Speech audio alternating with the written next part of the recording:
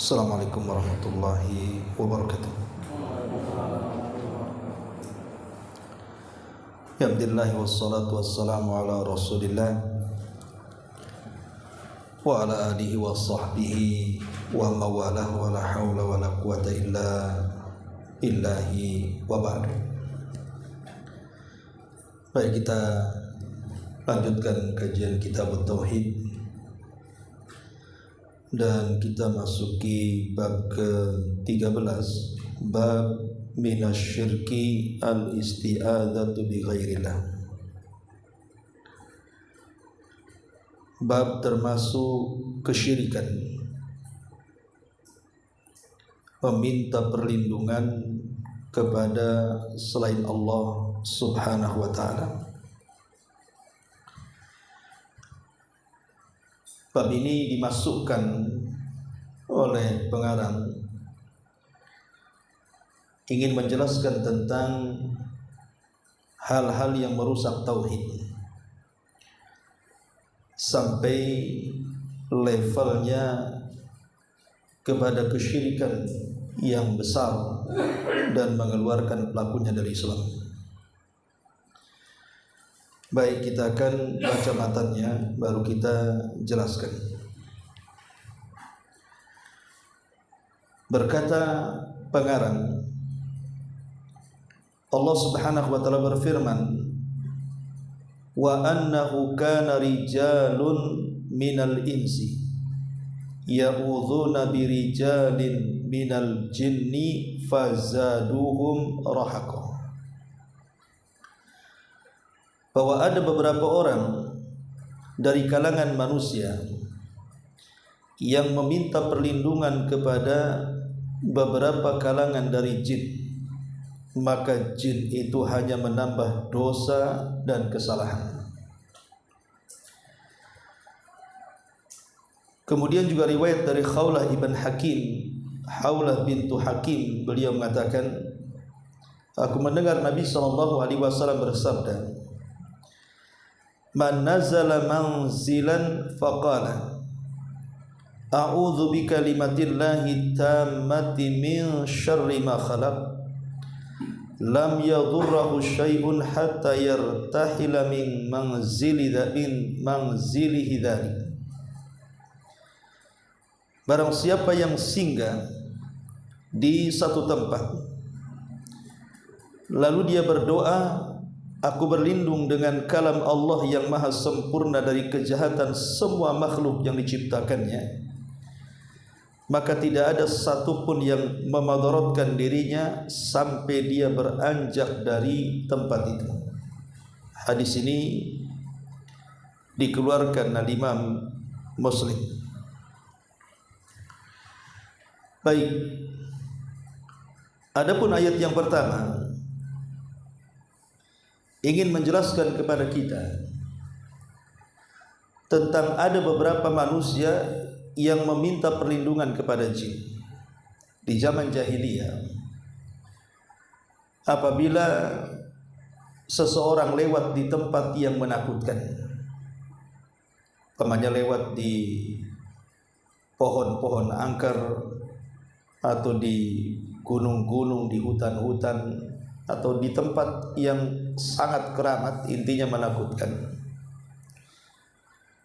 maka terkadang di antara mereka ada yang kemudian lewat, bukan lewat begitu saja, tapi terkadang mereka minta perlindungan kepada jin yang ada di sekitar situ. Biasanya dengan meminta permisi. Kalau di zaman sekarang kan permisi gitu ya, permisi mau lewat jangan ganggu. Kalau naik motor biasanya diklakson. Lah itu terjadi di zaman jahiliyah seperti itu. Makanya Nabi SAW mengajarkan, kalau kita lewat di tempat yang menakutkan, entah kuburan, entah pohon. Kalau di Jawa Barat dulu biasanya pohon beringin, apalagi kalau tempatnya sudah di pinggir-pinggir jurang, itu menakutkan biasanya. Maka Nabi SAW mengatakan, berdoalah di situ untuk menghilangkan perasaan takut. Tidak usah permisi, tapi berdoalah kepada Allah dengan doa yang diajarkan Rasul. Apa doanya? A'udzu bikalimatillahi tammati min syarri ma khalaq. Cukup itu saja. Kalau kita menyebut kalimat ini, maka jin-jin yang jahat di sekitar situ tidak akan mengganggu kita sampai kita lewat dari tempat itu. Tapi kalau seandainya kemudian kita merasa takut, kemudian tidak isti'adzah kepada Allah Subhanahu wa taala, maka jin semakin besar kepala, justru makin menakut-nakuti kita. Jadi takutnya bukan hilang, makin besar takutnya. Lah terkadang saking takutnya ada beberapa orang yang sampai melakukan kesyirikan, akhirnya kemudian meletakkan sesajen di situ dan meyakini bahwa pemilik pohon tersebut atau tempat keramat tersebut bisa mendatangkan manfaat dan mencegah madarat akhirnya. Kemudian belakangan dibuat ajang tempat meminta-minta, terutama orang-orang yang suka berjudi biasanya. Maka mereka akan cari tempat-tempat yang seperti ini untuk mencari nomor atau yang semacamnya. Lah ini bukan hanya sekedar jatuh kepada kesyirikan, tetapi jatuh juga ke haraman, kuadrat dosanya. Sudah judi haram, menyembah jin syirik kan gitu.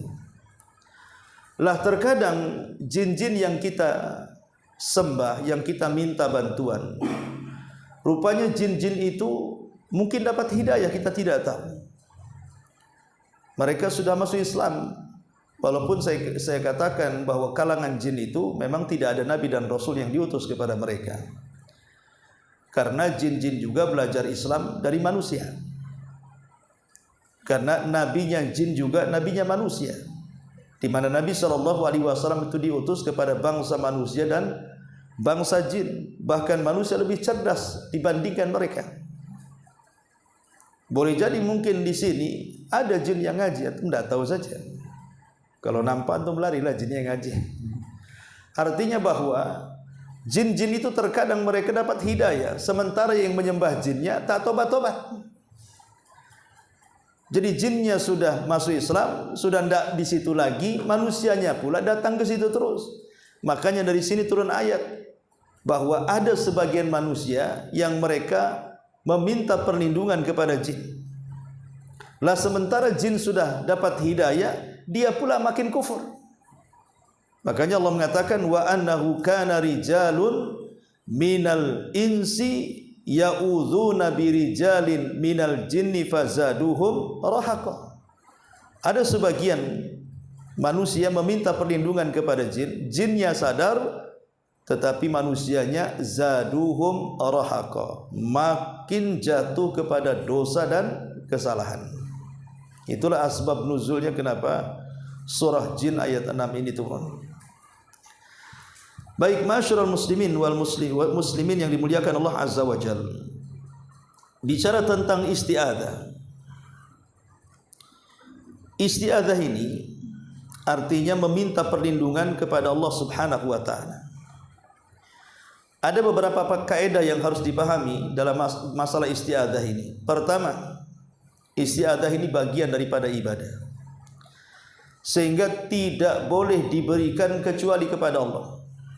Meminta perlindungan ini bagian daripada ibadah, tidak boleh diberikan kecuali kepada Allah.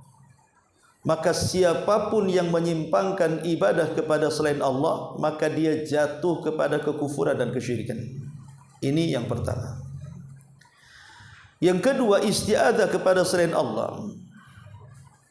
Isti'adzah kepada selain Allah maksudnya pada makhluk hidup yang tidak hadir atau tidak mampu. Maka ini juga sebuah hal yang menyimpang. Sekarang jin itu bagian daripada makhluk sama dengan kita. Dia tidak bisa mengabulkan, sebagaimana juga manusia tidak bisa mengabulkan pada hal-hal yang kekhususan bagi Allah Azza wa Jalla. Seperti umpamanya orang minta anak karena lama menikah tidak hamil-hamil. Apakah jin sanggup kemudian mengabulkan, akhirnya kemudian dia hamil, jangan-jangan dihamili jin dulu. Artinya bahwa jin itu tidak akan sanggup mengabulkan orang punya anak, atau nambah rezeki, ataupun kemudian menakdirkan supaya hidupnya senang, bahagia, dan begitu seterusnya. Karena yang namanya kematian, kehidupan, rezeki, takdir itu semua telah diputuskan Allah Subhanahu wa taala. Kita tidak bisa merubah takdir. Jadi ngapain kemudian minta bantuan kepada jin? Kemudian juga isti'adzah kepada makhluk. Isti'adzah kepada makhluk, dilihat apakah dia sanggup memberikan perlindungan kepada kita atau tidak. Karena tidak semua tidak bisa memberikan perlindungan. Ada juga makhluk yang bisa memberikan perlindungan kepada kita. Contoh, kita minta bantuan karena takut ada musuh, kita tidak sanggup kemudian menghadapinya. Kita cari orang kuat yang lebih kuat dibandingkan musuh kita. Itu tidak ada masalah, karena dia sanggup masalahnya kan. Yang dimaksud dalam bab ini adalah dalam perkara-perkara yang manusia tidak sanggup, kemudian dia meminta pertolongan kepada zat yang tidak sanggup. Cemana dia akan mampu menolong kita? Akal pun tidak menerimanya. Makanya bisa saja terjerumus kepada kesyirikan kepada Allah Subhanahu wa taala. Adapun tentang masalah isti'adzah sendiri, isti'adzah itu kan artinya meminta perlindungan kepada Allah Azza wa Jalla. Ada beberapa tempat yang dalam Islam itu kita diperintahkan untuk isti'adzah. Di mana itu tempat-tempat itu yang kita disyariatkan untuk isti'adzah kepada Allah Subhanahu wa taala dari gangguan setan? Pertama, ketika kita membaca Al-Qur'an. Ketika kita membaca Quran, maka kita sangat dianjurkan untuk isti'adzah. A'udzubillahi minasyaitonir rajim, baru bismillahirrahmanirrahim, kemudian baca Al-Qur'an. Dan itu dijelaskan dalam surah An-Nahl ayat 98. Fa idza qara'tal Qur'ana fasta'idz billahi minasyaitonir rajim. Apabila engkau membaca Quran, maka mintalah pertolongan atau perlindungan kepada Allah dari setan yang terkutuk. Kenapa? Karena terkadang setan kan tidak suka dengan orang baca Quran. Karena tidak suka dengan orang baca Quran, terkadang setan ngasih was-was. Kadang-kadang baru sebentar saja udah malas, tutup mushafnya, malah pindah ke handphone. Baca mushafnya 5 menit, nongkrong di handphone 1 jam. Dan itu umumnya kan begitu. Apalagi baca Qur'annya lewat aplikasi. Ketika baca Qur'an ada yang WA, malah habis belum selesai ayatnya malah dilanjutkan baca WA-nya. Kan begitu kan. Ini kan was-was dari setan itu. Makanya sebaiknya baca Quran itu jangan lewat handphone, kecuali dalam hal-hal yang sifatnya mendesak. Seperti mamanya memang tidak memungkinkan kita bawa mushaf di kendaraan, pesawat, tempat-tempat umum kan itu ya. Tapi kalau di masjid atau di rumah yang sudah ada mushaf, ngapain pakai handphone? Karena itu akan mengganggu, itu masalahnya. Handphone ini sebuah nikmat dari Allah Subhanahu wa taala. Ya, banyak juga manfaatnya, seperti wanita-wanita haid yang tidak bisa menyentuh mushaf dan tidak bisa membaca dari mushaf, dia bisa menyentuh handphone. Dia bisa baca dari handphone. Dan dibolehkan. Karena handphone itu bukan mushaf, ya. Dan mushaf itu bagian aplikasi kecil dari sekian aplikasi dalam handphone. Tidak ada ulama yang mengatakan handphone itu mushaf. Makanya para ulama kontemporer membolehkan wanita-wanita haid yang mereka dilarang membaca Quran dari mushaf, dia bisa baca Quran lewat handphone. Ya, antum bisa kasih tahu istri-istri antum waktu haid bisa baca Quran lewat handphone. Tidak usah pakai mushaf. Tapi kalau tidak sedang haid, sedang suci, maka pakai mushaf lebih baik, karena bagaimanapun gangguannya akan sedikit. Makanya kenapa diperlukan isti'adzah ketika membaca Quran itu. Ini yang pertama. Yang kedua, inda husulin naz'in minasyaitan wa waswatil insani. Ketika datang gangguan ataupun waswas daripada syaitan. Allah mengatakan dalam surah Al-A'raf ayat 200, wa imma yanzaghannaka minasyaitani nazghun fasta'id billah innahu sami'un alim. Apabila datang kepadamu gangguan dari setan, maka segeralah isti'adzah, berlindung kepada Allah Subhanahu wa taala, karena sesungguhnya Dia Maha mendengar lagi Maha mengetahui. Artinya kalau seandainya kita lalai gitu umpamanya datang waktu salat, kita lalai, ini jam berapa ini ya? Maka kalau kita lalai langsung auzubillahi minasyaitonirrajim ya. Karena terkadang setan ngasih lalai, akhirnya sudah waktu salat kita tidak sadar kalau sudah masuk waktu salat itu. Maka kalau kita langsung ingat ketika setan ngasih waswas, langsung isti'adzah. Astagfirullahaladzim gitu ya. Nah, seperti itu ya. Atau antum antar istri ke pasar gitu ya.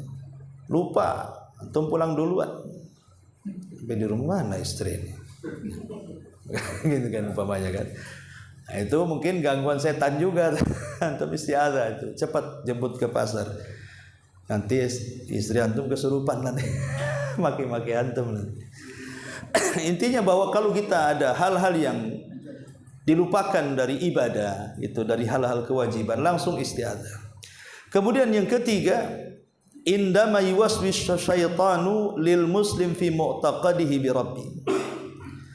Ketika seseorang itu terkena rasukan waswas setan terhadap i'tiqad atau keyakinan terhadap Rabbnya. Terkadang orang melamun, kemudian berpikir yang menciptakan langit Allah, yang menciptakan bumi Allah, yang menciptakan kita Allah, yang menciptakan alam semesta Allah. Lalu siapa yang menciptakan Allah? Nah, ini kan was-was itu. Masa dipertanyakan siapa yang menciptakan Allah? Dia pencipta. Dan itu terkadang datang was-was seperti itu. Biasanya orang-orang terlalu pandai gitu ya, sudah otaknya error. Loh, semua yang menciptakan Allah. Lalu Allah siapa yang menciptakan? Maka Nabi SAW mengatakan, ya'ti syaitan ahadakum fayaqulu man khalaqa kadza man khalaqa kadza hatta yaqula man khalaqa rabbuh fa idza ballaghahu falyasta'idz billah. Setan terkadang akan mendatangi kalian, kata Nabi SAW, kemudian akan memberikan waswas. Siapa yang menciptakan ini? Siapa yang menciptakan itu?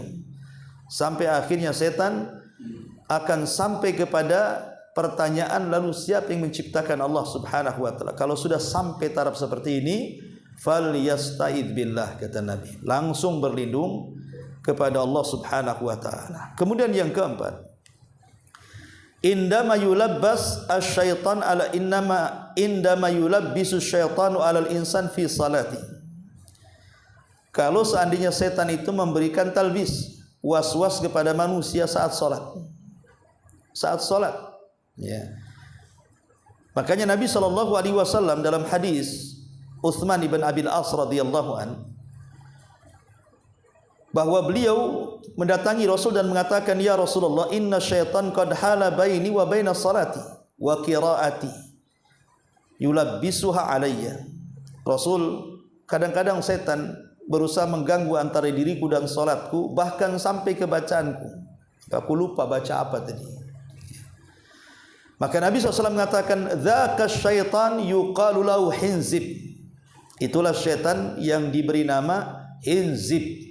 Jadi setan pun punya nama. Jadi kalau punya anak jangan dikasih nama hinzib.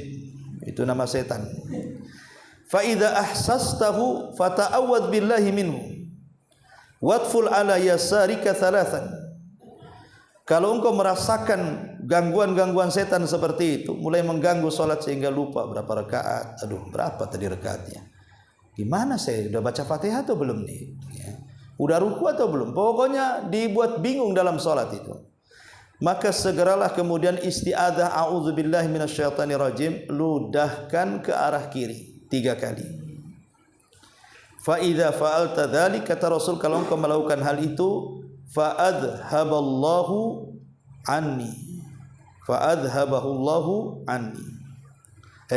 Afwan, bacaan salah. Qala, dia mengatakan si Utsman ibn Abil As ini, fa fa'altu dzalik, aku pun melakukannya. Fa adhabahu anni, maka Allah pun menghilangkan perasaan was-was itu. Jadi sekali lagi, orang lagi sholat, setan kan paling tidak suka orang sholat, apalagi dalam posisi sujud. Makanya kenapa setan itu, kalau melihat ada orang yang sujud tilawah, maka setan itu merasa sakit hatinya dan mengatakan, dulu aku diperintahkan Allah untuk sujud, aku pun enggak sujud.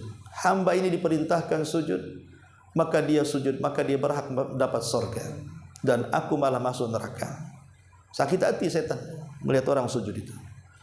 Makanya setan tidak suka dengan orang yang sholat, karena orang sholat banyak sujud masalahnya. Setiap rakaat ada sujudnya.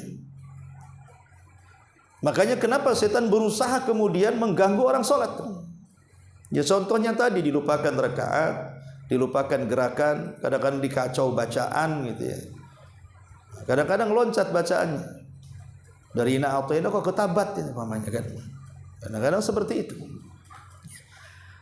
Ini yang keempat. Yang kelima, indal ghadabi, saat kita emosi. Antum bertengkar dengan istri, emosi kan itu. Maka Nabi SAW mengatakan, satu hari Nabi SAW melihat ada dua orang yang sedang bertengkar. Saking hebatnya pertengkaran sampai audajnya, maksudnya urat lehernya itu kencang, matanya hampir keluar, dan mukanya sudah menakutkan dan omongannya sudah ngaco. Kata Nabi SAW ketika menemui dua orang yang sedang bertengkar ini, kata Nabi SAW, inilah a'lamu kalimatan law qalaha la dhahaba anhu ma yajid.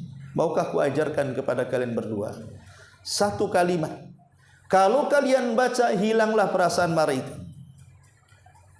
Kemudian Nabi SAW mengajarkan kalimat itu, bacalah a'udzu billahi minasyaitonir rajim. A'udzu billahi minasyaitonir rajim. Masalahnya orang yang dinasihati malah marah sama Nabi. Disuruhnya, kata Nabi, kalau engkau lagi marah, baca a'udzu billahi minasyaitonir rajim. Apa kata orang ini?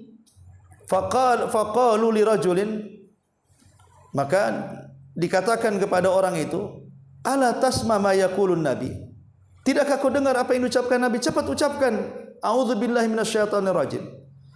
Maka orang ini faqala inni lastu bimajnun, loh aku enggak gila, ngapain aku isti'adzah, katanya. Kurang ajar tuh, suruh Nabi baca malah bilang aku enggak gila. Karena memang begitu ikhwan, antum kalau nasihati orang marah, antum yang dimarahi, ya kan? Bukan yang pemain ada orang marah-marah nih, antum melerai, terbalik sama antum jadi tengkarnya itu. Memang begitu orang yang marah itu. Makanya kalau nasihati nunggu reda dulu. Jangan lagi marah antum masuk di situ. Antum jadi musuh dia jadinya. Bukannya melerai, malah antum yang jadi sansak sasarannya.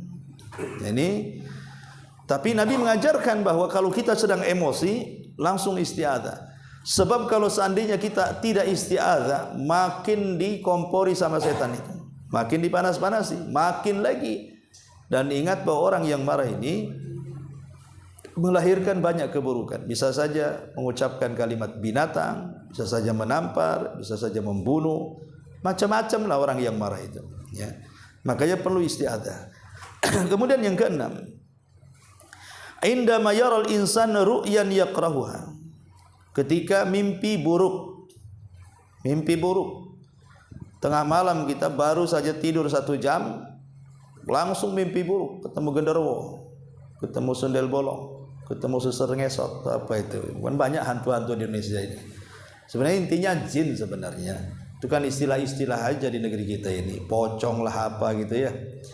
Kalau di luar negeri kan Dracula gitu ya. Macam-macam, makin di berbagai negeri kan macam-macam setannya kan. Kalau di barat ya Dracula, kalau di Cina ya apa itu? Vampir kan itu ya. Indonesia ya sundel bolong, lampir dan yang semacamnya ya. Tapi intinya itu jin sebenarnya. Mau sebutkan 100 nama pun itu hanya sekedar nama, hakikatnya satu, itu jin yang jahat. Masuk pada tidur kita, kemudian membuat mimpi-mimpi buruk. Lah mimpi-mimpi buruk ini ada yang bahaya. Contohnya umpamanya dalam mimpinya sampai melihat simbol-simbol setan. Seperti apa simbol setan itu? Seperti anjing hitam dalam mimpinya, nengok ambil hitam, kan simbol setan tuh. Ular itu kan wajib dibunuh. Ya, kalau jengking, kemudian binatang buas gitu ya, atau memang betul-betul lihat hantu dan yang semacamnya, maka betul-betul dia sedang diganggu. Kalau dia kemudian terbangun, cepat-cepatlah isti'adzah. Kemudian ludahkan ke arah kiri 3 kali. Kemudian beralih tempat. Bukan pindah kasur. Maksudnya dibalik, yang tadinya kepalanya di sana, sekarang dibalik kepalanya di sini. Atau yang tidurnya di sini pindah ke sebelah sini. Jangan di satu posisi. Nanti estafet nyambung dramanya nanti. Jadi itu anjuran Nabi Shallallahu Alaihi Wasallam. Kalau kok nyambung juga, udah ini. Ya, berarti memang antum suruh bangun, ambil wudhu, sholat. Ya, kemudian tidur lagi. Baik, kemudian dan ingat, mimpi buruk tidak akan terjadi ya. Mimpi buruk itu tidak akan terjadi. Jangan dipikirkan. Karena banyak orang yang kemudian terpikirkan dengan mimpi buruknya. Sampai stres. Kenapa akhir-akhir ini kok saya mimpi buruk ya? Nah, kadang-kadang terpikir begitu kan. Jangan dipikirkan mimpi buruk itu. Angin lalu saja, karena tidak mungkin terjadi. Yang mungkin terjadi itu mimpi baik. Itu mungkin terjadi. Ketika kita kemudian meminta saran orang yang baik, saya semalam mimpi bagus. Apa mimpinya? Kejatuhan duren. Oh, kata sebelahnya mau kaya kamu itu. Amin kan itu. Tapi minta saran kepada orang yang bukan hasad. Kalau orang yang hasad sama kita, walaupun kita mimpi baik, pasti takwilnya buruk. Ya, umpamanya dia memang hasad dengan kita, kita bilang semalam kejatuhan duren. Oh, hati-hati kau. Itu tanda akan bahaya. Orang hasad pasti takwilnya jelek kan gitu ya. Walaupun mimpinya baik. Makanya kalau minta saran pun kepada teman yang memang tidak hasad dengan kita supaya takwilnya bagus. Baik, kemudian yang nomor 7, inda dukhulil masjid, ketika masuk masjid. Ketika masuk masjid, kita masuk ke dalam masjid, kata Nabi sallallahu alaihi wasallam, annahu kana idza dakhala al-masjid, Nabi sallallahu alaihi wasallam kalau masuk ke masjid, qala, dia mengatakan, a'udzubillahi al-azim biwajhil karim wa sultanihil qadim minasyaitonir rajim. Allahumma aftah li abwaba rahmatika. Jadi Nabi mengajarkan a'udzubillahi al-azim. Ya Allah, aku berlindung kepada Allah zat yang maha agung, dan dengan wajahnya yang sangat karim, dan dengan kekuasaannya yang sangat lama dari syaitan yang terkutuk. Jadi Nabi sallallahu alaihi wasallam mengajarkan kalau masuk masjid isti'adzah. Karena takut juga dalam masjid kita diganggu setan juga. Kemudian juga yang nomor 8, inda sama inahiqil himar wa nubahil kilab, ketika mendengar suara ringkikan keledai atau suara gonggongan anjing. Terutama antum yang punya tetangga punya anjing, ya, dan menggonggongnya itu tengah malam. Karena biasanya gonggongan anjing itu, kata Rasul, fa innahu ra'a syaitan, karena dia melihat setan. Maka kita isti'adzah. Lain kalau seandainya antum punya ayam berkokok tengah malam gitu ya, maka berdoalah dengan doa yang baik, karena ayam itu mampu melihat para malaikat. Kemudian yang nomor 9, inda nuzuli manzilin, ketika singgah di sebuah tempat. Umpamanya antum berekreasi dengan keluarga ke pantai, kalau di sini Pantai Melayu, atau mungkin sampai ke jembatan berapa, atau ke Batu Besar, atau ke Tiban, pokoknya kan banyak di Batam ini kan destinasi wisata pantai banyak.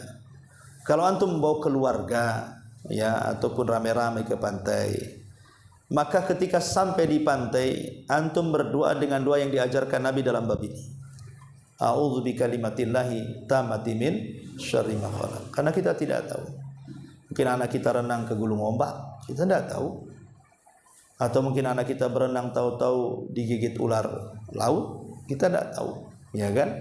Atau ketika lari-lari kena duri atau kena sambet, kita tidak tahu yang namanya di lautan. Sementara lautan itu memang singgasananya setan di sana. Ya kan, singgasana kerajaannya setan kan di lautan, itu masalahnya. Makanya ini juga nasihat kalau antum pulang kampung lewat pakai kapal, ya kan? Ya itu kan kita melewati jalur singgasana setan sebenarnya. Maka banyak-banyaklah isti'adzah. Ketika masuk kapal, antum baca auzubi kalimatillahi tammati min syarri ma khalaq, ya. Kemudian juga ketika inda dukhulil khala, ketika masuk kamar mandi. Ketika masuk kamar mandi, Nabi SAW mengatakan apabila idza dakhala al khala qala Allahumma inni a'udzubika minal khubuthi wal khaba'ith. Apabila salah seorang di antara kalian masuk kamar mandi, katakan, ya Allah, aku berlindung kepadamu dari setan laki-laki dan setan perempuan. Jadi setan pun ada laki-laki, ada perempuan.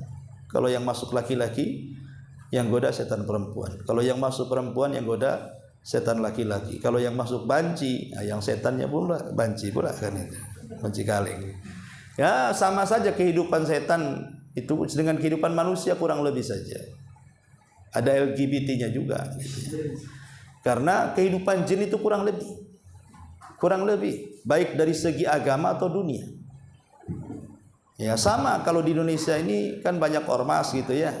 Ada Muhammadiyah, ada NU, ada Al-Irsyad, ada apa macam-macam. Ya jin juga sama, ada jin NU, ada jin Muhammadiyah, ada jin Al-Irsyad, ada jin Salafi gitu ya. Ada jin gabung Bansar, ada jin gabung Ansor, ada jin gabung apa macam. Jin itu kan gabungnya dengan manusia. Kehidupan mereka kurang lebih dengan manusia. Karena mereka belajar dari manusia. Jin kalau belajar kepada manusia jadi ulama, tapi kalau manusia belajar jin jadi dukun biasanya. Jadi manusia kalau belajar ke jin jadi dukun, tapi kalau jin belajar kepada manusia jadi kiai dia, jadi ulama. Ya. Karena bagaimanapun kecerdasan manusia lebih dibandingkan kecerdasan mereka, dan orang yang baik dari kalangan manusia lebih banyak dibandingkan orang yang baik dari kalangan jin.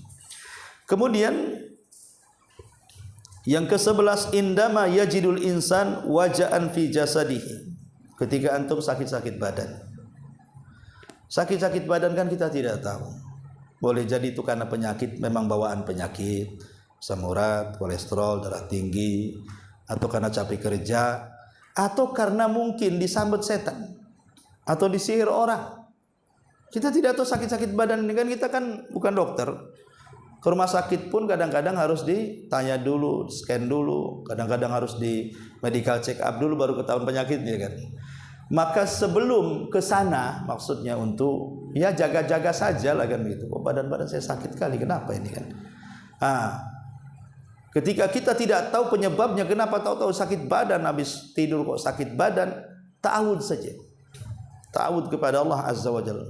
Sebab kalau ini sihir kiriman atau sengaja setan iseng dengan kita gitu ya, ganggu kita, ngasih waswas dan lain sebagainya, maka dengan ta'awud itu mudah-mudahan bisa menghilangkan sakit-sakit badan itu. Ya, tapi kalau memang karena penyakit ya diobati kan itu. Baik. Siapa yang ketawa? Kemudian yang nomor 12, indas sabahi wal masa wa indan naumi.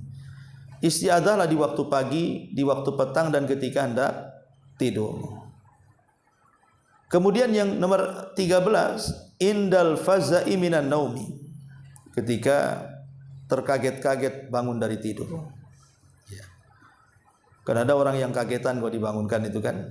Ya, ada yang enggak gitu ya. Bahkan ada yang kayak gitu tuh kan. Nah, kalau orang kagetan langsung baca auzubillahi minasyaitonirrajim. Kemudian yang nomor 14, an yata'awad aula kama yusra'u lil muslim an yata'awad aulada.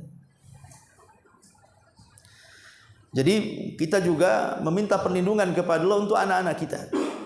Untuk anak-anak kita. Sebagaimana Nabi SAW pernah berlindung kepada Allah untuk Hasan dan Husain.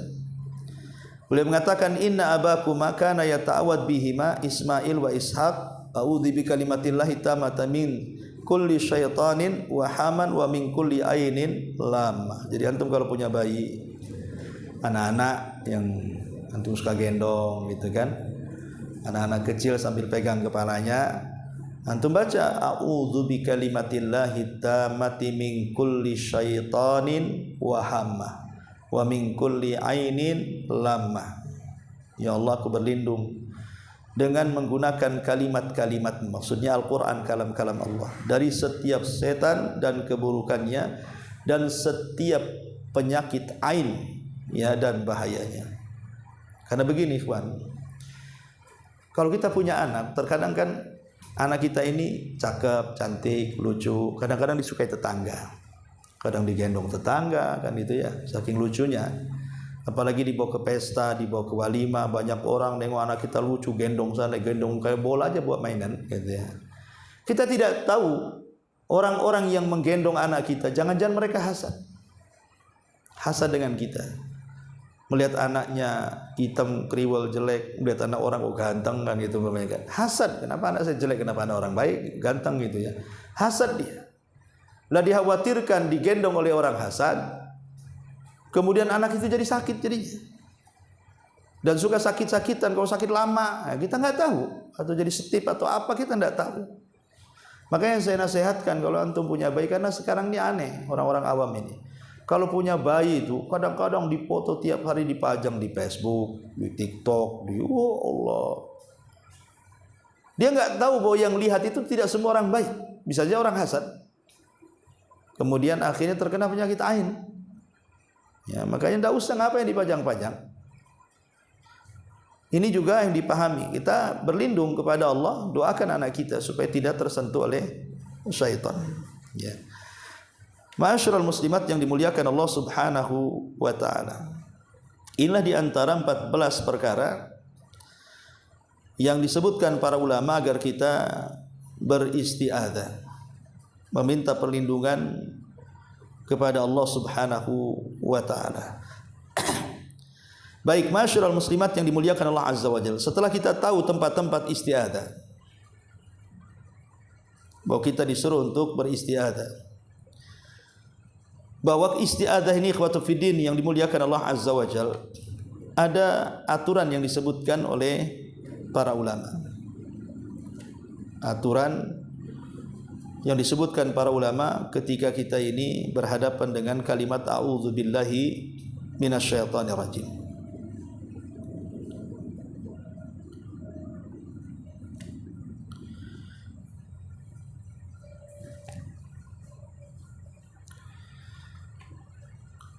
Pertama, dari faedah hadis ini, a'udzubikalimatillahi tammati min syarri ma khalaq. Ya. Kalimat ini tidak sederhana. A'udzubikalimatillahi tamma min syarri ma khalaq. Tidak sederhana karena keburukan yang Allah Subhanahu wa taala ciptakan itu banyak sekali, ikhwan. Keburukan yang Allah ciptakan itu banyak sekali, karena Allah kan menciptakan yang baik, Allah juga menciptakan yang buruk. Contoh umpamanya keburukan yang Allah ciptakan, tidak semua makanan bisa dimakan. Ada daun-daunan yang bisa dilalap, ada yang tidak. Ya kan? Ada buah-buahan yang bisa dimakan, ada yang beracun. Ada ikan yang bisa dimakan, ada yang tidak. Tetangga juga ada yang baik, ada yang buruk. Teman juga ada yang baik, ada yang berkhianat. Teman juga ada yang mungkin mereka sangat karim, ada juga yang hasad. Namanya di sekeliling kita itu tidak semua baik. Baik tumbuh-tumbuhan, hewan-hewanan, ataupun manusia. Karena Allah itu menciptakan kan berpasang-pasangan kan, ada yang baik, ada yang buruk, itu kan berpasang-pasangan nantinya. Ya. Lah karena keburukan ini macam-macam, apalagi tengah malam. Tengah malam itu kan puncak daripada keburukan, makanya maksiat itu lebih kuat di malam hari dibandingkan di siang hari. Setan pun lebih banyak berkeliaran di malam hari. Orang yang ngirim sihir juga dia akan kirim di malam hari. Orang yang mabuk, orang yang dugem, orang yang zina, orang macam-macam di diskotik itu semua di malam hari. Bahkan bakteri-bakteri itu menyebar di malam hari, kayak kemarin corona itu paling mudah menyebar di malam hari. Ya. Bahkan binatang-binatang yang berbisa itu justru berkeliaran di malam hari. Jadi kejahatan di malam hari itu luar biasa dibandingkan di siang hari. Makanya kenapa Allah Subhanahu wa taala sampai mengatakan qul a'udzu birabbil falaq min syarri ma khalaq wa min syarri ghasiq idza waqab. Min syarri ghasiq. Ghasiq itu artinya malam apabila menutup. Kenapa kita berlindung dari malam hari? Karena malam ini kejahatannya luar biasa. Makanya kenapa Nabi SAW memakruhkan bergadang di malam hari, kecuali ada manfaat akhirat dan dunia. Kalau tidak ada manfaat, ngapain bergadang? Kecuali untuk ada manfaatnya kayak kajian seperti ini, atau ya sama istri supaya menambah kemesraan, mungkin cari kuliner dengan keluarga, ada manfaat untuk keluarga, atau mungkin ngobrol masalah agama atau masalah bisnis dengan kawan, tidak ada masalah.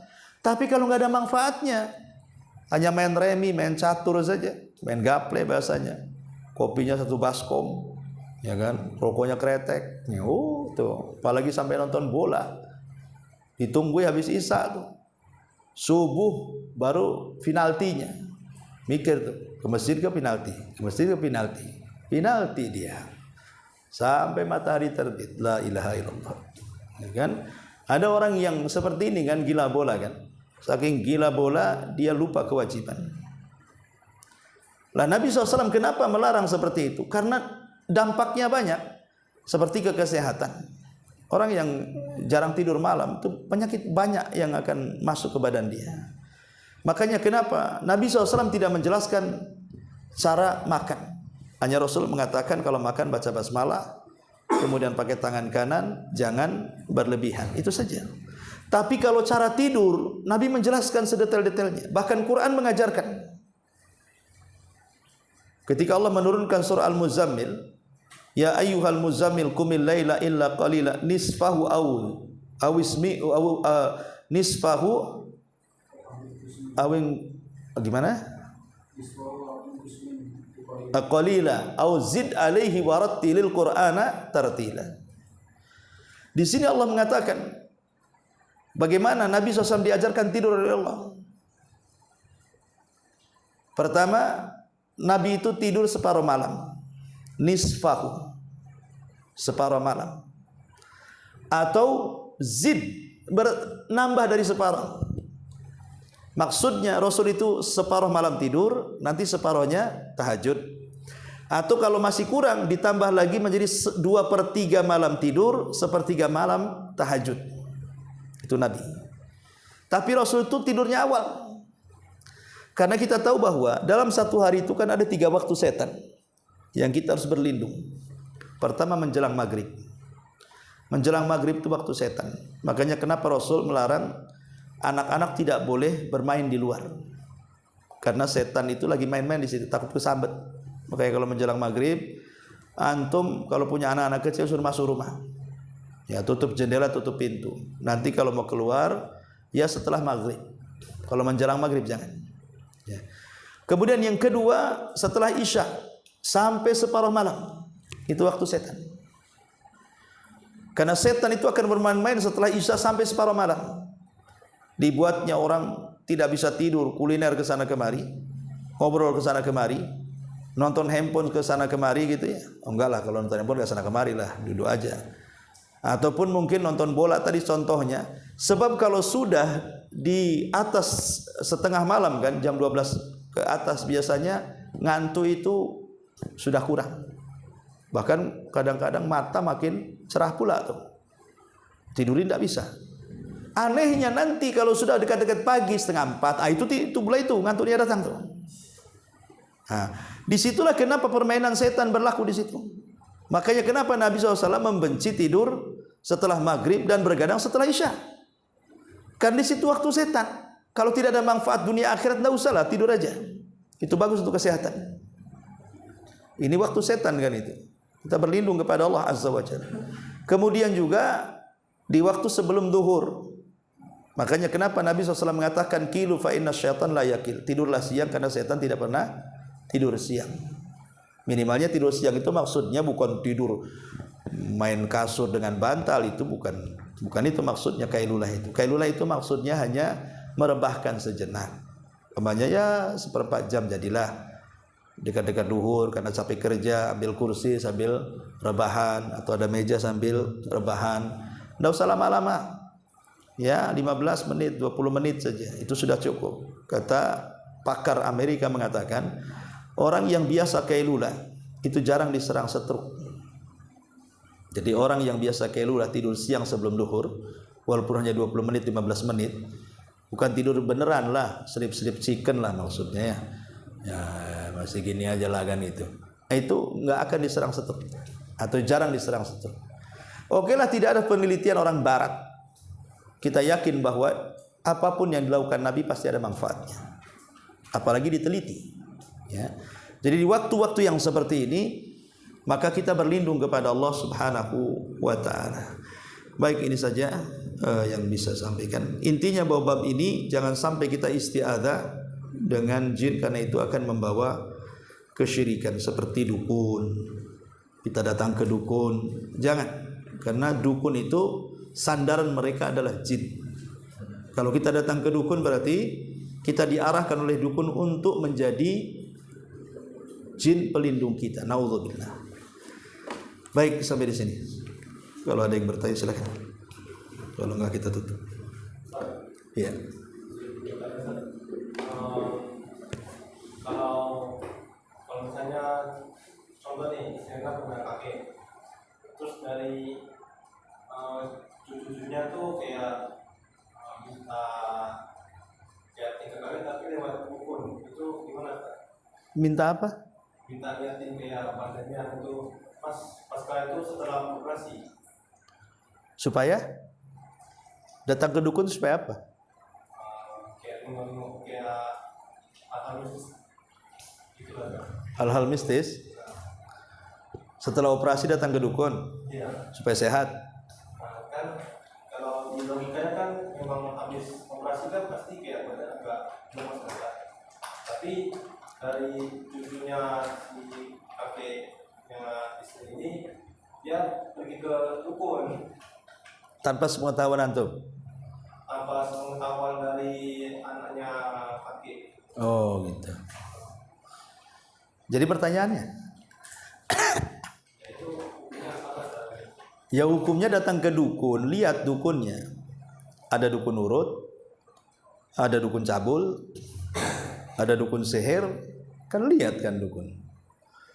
Kalau itu dukun yang dimaksud dukun-dukun santet, dukun-dukun yang suka ngeramal, sok-sok mengobati dengan trik-trik yang aneh, dengan keris petir, padahal kerisnya juga beli di online lewat Shopee kan itu. Nah, ini dukun-dukun gadungan kan itu. Oke lah gadungan, tetap tak boleh. Karena bagaimanapun orang datang ke dukun itu satu, kalau dia cukup bertanya saja, sholatnya 40 malam ditolak. Kalau dia sampai membenarkan keluar dari Islam, ya, kecuali datang ke dukun mau ngetes Pak Dukun, antum ngasih makanan ke Pak Dukun, nasi pemain satu nampan, launya antum kurung di bawah nasi, ini Pak Dukun nasi dari saya. Kalau dukun, lo kok nggak ada lauknya, berarti dukun gadungan tuh. Nggak tahu lauknya di bawah nasi kan. Contoh mamanya antum mau ngetes kan itu dukun asli ke palsu.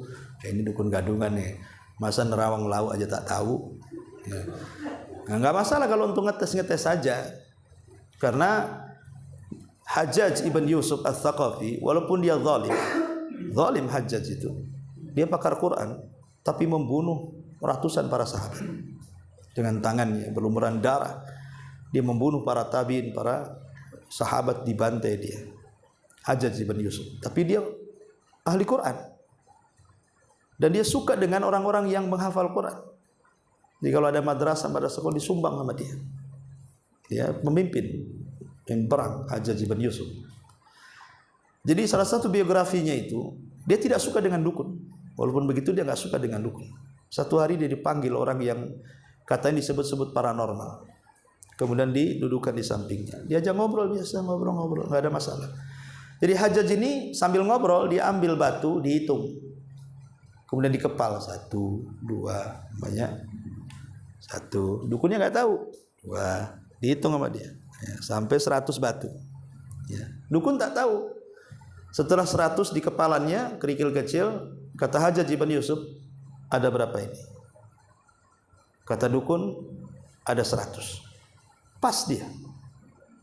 Ya, berarti dia dukun betul karena bisa nebak masalahnya kan. Nah, kemudian Hajjaj bin Yusuf akhirnya tidak menghitung batu lagi, langsung kerikilnya main ambil aja. Dia sendiri tidak tahu berapa jumlahnya. Ya. Kemudian kata Hajjaj, berapa ini? Kata dukun sekian, rupanya dihitung salah. Kenapa tebakan dukun yang pertama benar, tebakan dukun yang kedua salah? Karena tebakan yang pertama dukun benar. Kenapa? Karena kita tahu. Dan jin korin yang ada pada badan kita pun tahu. Sehingga jin korin kita memberitahu jin korin yang ada di dukun. Ya, ketika kita tahu, jin korinnya tahu. Ketika kita tidak tahu, jin korinnya pun tidak tahu. Makanya ketika ambil aja, berapa ini? Bingung jin korinnya nih. Infor jinnya ini bingung. Bukan informan ya, infor jinnya. Bingung mau ngasih tahu berapa nggak tahu, mana dia nggak tahu juga. Makanya Hajjaj bin Yusuf langsung mengambil pedang kemudian menebas lehernya. Wailaka innaka kahin. Celaka kau dukun kau katanya. Untuk ditebas lehernya. Nah, itu kan nguji itu Gun namanya. Itu nguji, seperti itu cara ngujinya. Kalau antum dukun betulan, antum hitung beras satu. Berapa Pak dukun? Tahu dia. Kenapa? Karena ada komunikasi antara jin korin kita dengan jin yang ada pada dukun itu. Tapi kalau kita langsung ambil beras, berapa Pak dukun? Saya yakin gak akan bisa jawab dia.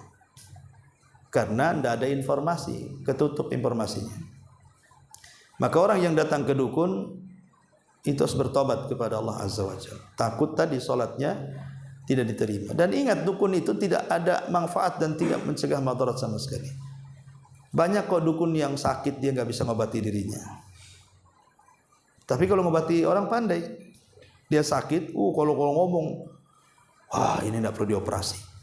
Saya bisa pindahkan penyakit Anda ke ayam. Kan itu ya modelnya kan. Kalau dukun itu dipindahin loh penyakit dia ke ayam. Gitu. Dia sakit tak bisa mindai penyakit dia ke ayam.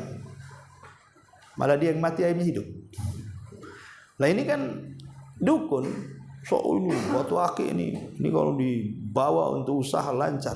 Dia sendiri batu akinya belum laris. Dia bilang lancar kalau diusahakan orang, kan masuk di akal. Jadi dukun itu penipu sebenarnya. Dia tidak bisa membawa kekayaan atau istilahnya dewa kekayaan, dewa kesembuhan, tidak. Mereka para penipu. Mereka hanya mengambil keuntungan orang, menipu orang. Kan banyak di negeri kita ini dukun-dukun yang membunuh pasiennya. Seperti kasus-kasus dulu ada dukun yang sok menggandakan uang sampai akhirnya dikuras orang-orangnya, terakhir dibunuh tuh pasien-pasiennya kan. Karena memang dia tidak bisa menggandakan uang. Contohnya siapa tuh yang gandakan uang tuh? Siapa? Yang ramai di Indonesia itu? Yang kemudian ditangkap tuh orang mana? Jawa.